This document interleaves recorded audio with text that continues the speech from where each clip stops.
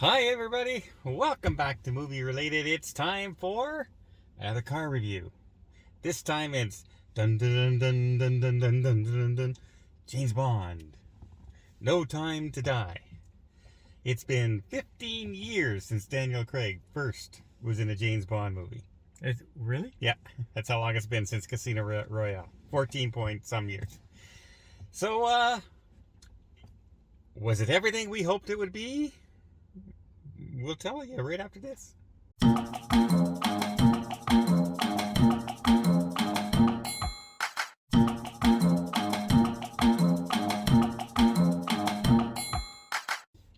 In this movie, Bond is retired and stuff happens and he has to come back. And they are after this virus that can pinpoint a person's DNA. Except instead of pinpointing one person, they're going after lineages. So they can do entire families, they can do an entire race, they can do a species of person, a nationality. They can wipe out the world with this virus. You can't get it off you because of nanobots. Nanobots solve everything, apparently. It worked for Iron Man, right? So why not? And like we say, it's a swan song for Daniel Craig. He's not 007 at the beginning of this movie. He's retired. There's another 007. Is it Roxana Lynch? Was that her name? Luxana. Lynch. Miss Lynch. Miss Lynch is in this. And that's the thing going into this, is all we heard for a year was, oh, they're just passing on the 007 thing Yeah. to a female, to a person of color. Yeah, well, I think they did that on themselves. They did that on purpose to get people talking about the movie and keeping the interest going. And it's all negative talk. Hey, talk is talk. Publicity is publicity. It doesn't matter if it's good publicity or bad publicity. Yeah, but you know what? Going into this movie, all I'm thinking about is, oh, how are they going to dig themselves out of this one? And she's hardly in the movie. Yeah, and all that talk, forget about it. This movie has nothing to do with any of that talk. Any of that at all. Doesn't matter whatsoever. So let's skip on that right away. Her character, did you like it? It was all right. She was a side character, really. Yeah, to be honest, I preferred the other girl. I don't even remember what her name was. She only had 3 weeks of training.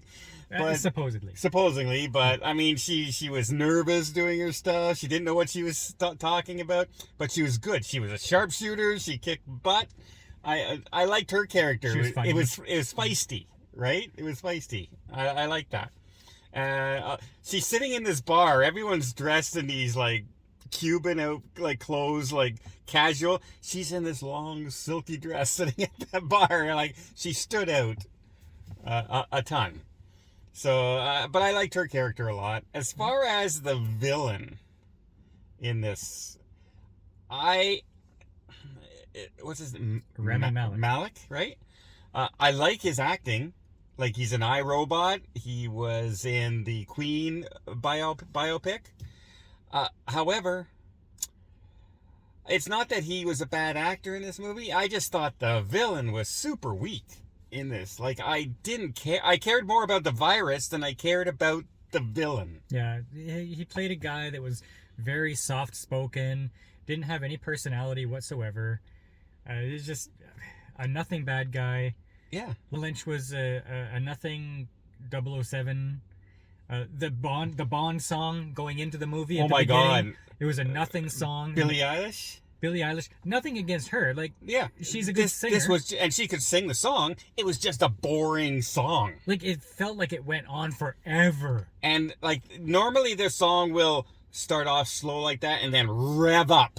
Yeah. And we were waiting for the rev up, and it did not rev up. It did a little bit for about 10 seconds. Well, she got louder. It didn't rev up the beat. The beat was still like this. So no, like, now action scenes. Some of the driving scenes, excellent. Okay, so even like the first 10 minutes of the movie where he's going through the town trying to escape these bad guys. Awesome driving stuff. Yeah. That was really good. The wood scene, even when he's on foot in the fog. I love that, how he got rid of, like, and everything Bond does in this movie, he's doing it like, been there, done that. Mm-hmm. Super composed, super cool. Like Bond should be. Yeah, but I mean, even in those woods, there's a Jeep bearing down on him, shooting with machine guns like this, and he's like, and he goes like this, behind some trees. In this movie, he goes in with a pistol, he shoots some guys, he puts the pistol down and takes the machine gun and continues. He doesn't just start reloading the pistol like you see in so many other Bond movies, right? He picks up the bigger weapon to use the bigger weapon. And he hides behind the dead bodies to protect himself. So the fight scenes I thought were really good. There was even a part where like the bad guys did something I'd never seen in a movie before. Yeah. They go to an elevator shaft, and there's no elevator, and they have to get down there, and they have this really super innovative way to get down there that I've never seen We're not before. going to ruin it for you. No, because when you see it, you're going to say, oh. Yeah, that's pretty cool. And there were some funny scenes with the bad guys, too, where all of a sudden this grenade falls down in front of Bond. He picks it up, he throws it back up at them, and you're laughing, oh, that's normal for Bond. And then, like, 7 fall beside him. Bond gets boomed a lot in this movie. Yeah, he's getting older. Yeah. He's getting slower, and he takes a few bumps and bruises along the way, but he was still good. Yeah. He's still good at what he does, and super cool in what he does. Like, nonchalant. Yep, all right, this is where we're at. Bang, bang, bang, and that's it. But one thing I did like is that he wasn't just all about super cool mission guy, because bad guys are getting away, his last chance to get them or to escape and save his life, but no, he goes back for his buddy, and all of his attention is towards saving his bud, and I thought that was super cool. Yeah. And you know, when he's trying to save somebody, and then finally you can't save them, then he becomes that Bond getting out at any cost, right? So that lots of good things. One thing I hated in this movie: turn on some damn lights. Turn on some damn lights when you're sitting in an office building and you're talking. Turn on some damn lights in the building. It's all dark. Like, it's okay for some action scenes. It's okay for sneaking in. But when they're sitting there chatting, or somebody's in front of a computer in a plane, put some damn lights on the scene so we can see what's happening. It was like, it doesn't have to be gray the entire time. Now, there was a lot of awesome stuff in here. A lot of good action and shooting and jumping, and it wasn't all good. No. It gets very generic at one point. Some very generic and also very sappy in a lot of stuff. Oh, I'm so in love now. That's James Bond in this movie. James Bond sacrifices everything because he's in love. If you're but with 2 people. Yeah. Technically 3. Goes to visit the grave at the beginning of the movie. So this Bond's all about love, everybody. But all right. Obviously, though, it's a 2 hours and 45-minute movie. A little bit long. It seemed long, especially there are a lot of slower, sappier points in this. And you know how Bond is often these exotic locales and everything? Wasn't really a lot of exotic locales in this. It was a lot of backwoods and woods. You had the woods. You had Cuba. You had what was that? A Greek town or you something? had a Cuba bar. You didn't have Cuba. No. You didn't see Cuba. You saw the bar. In fact, you saw the wine cellar more than anything. And you saw the woods in Norway. And that's really all. Like, that's it. Other than that first scene. And that first scene is really good. The running and the shooting and everything. It could have been any town, any village in any foreign country almost. Right? So, but I mean, normally you see, Bangladesh and you see Russia and you see all these exotic locales. We didn't see that in this movie. Which is weird, considering this movie supposedly cost almost $200 million. For what? The film. Because it ran so long. All right, well, what do you give this movie? It's a little bit better than a 7. I'll give it a 7.5. I'm going to give it a 7. It was okay. It was good. I enjoyed it. I enjoyed the movie. Some sappy parts in it. I've given weaker movies a 7. Yeah, but I didn't like the villain in this movie. No, but there was just so many other good things. There was some. As an action movie, it was good. As an overall Bond movie, it was a little weak to me. Like, Well, in some parts. Maybe not as good as Skyfall. I really like Skyfall, but this was still. It was still up. It was there. okay. Yeah, I'm not complaining about the movie. 7's a good score for me. That's a good one. How? What are they going to go from here? We won't spoil it, but they have to do something for the next movie. The way they ended it. I would imagine they would have to do something. Yeah. Yeah, like no, but I mean something dramatic in the next movie.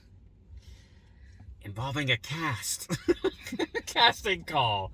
And so that's going to be the talk for the next 2 or 3 years. Mm-hmm. Who the next one's going to be. Because it's not going to be Roxana Lynch, or if that's her name, or Naomi Lynch. She will not be a star. Naomi, where'd that come from? I don't know, whatever her name is. Miss Lynch. She was in the movie like Here and Here, and that was it. For all the talk that we heard about her. Ms. Lynch, there you go. It won't be her. She won't be starring as the standalone James Bond 007 in her own movie. No, it'll be another guy, or it'll be somehow. Oh, I can't even say that. It's a spoiler, so never mind. Don't know who it'll be. Lots of choices out there. Could be a lot of different people by the time they roll one out. Idris Elba has been mentioned a couple times now. He's getting old, though, to cast him as a James Bond. You can't do an older guy now. No, you got to pick somebody up and coming. I say Chris Hemsworth. I would go for Chris Hemsworth. Chris Hemsworth's getting up there now, too. And he's Australian? Still, you got an accent. Doesn't have the British accent. So, well, we'll see what happens. Can we really tell? Yes.